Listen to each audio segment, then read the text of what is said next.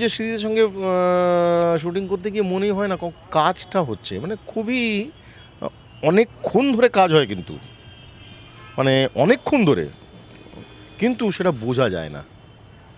খুব ঠান্ডা মাথায় সবাই গল্প করছে, চা খাওয়া হচ্ছে, খাওয়া হচ্ছে, আপেল খাওয়া হচ্ছে, কলা খাওয়া হচ্ছে, বিস্কিট চলছে, সবই চলছে, আড্ডাও চলছে। তো এরম বেশ হালকা মেজাজে অনেকক্ষণের কাজটা তখন ওর লোড মনে হয় না।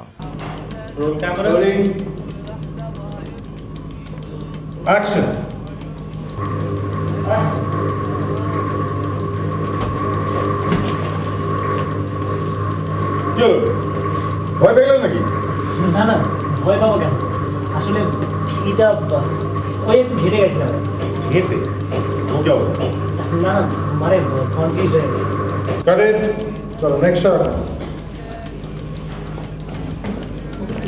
মিশর রহস্য সৃজিত মুখার্জির পরিচালনায় চতুর্থ ছবি।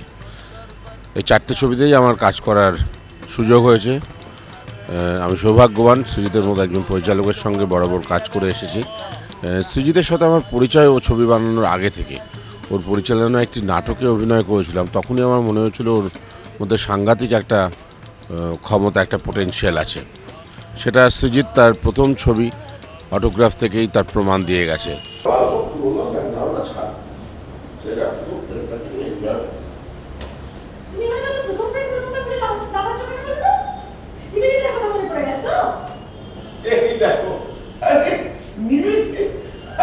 আমি তো একাডেমিক ক্যান্ডিডেটের ব্যাপারটা বলার চেষ্টা করছিলাম।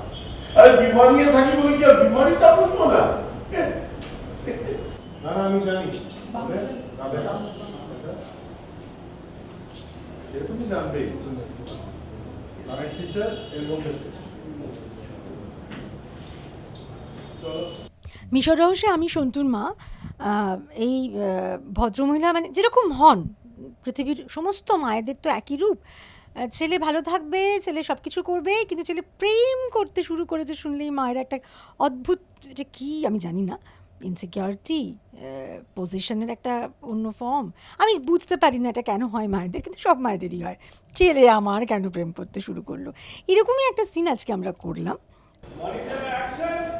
The girl who is a friend of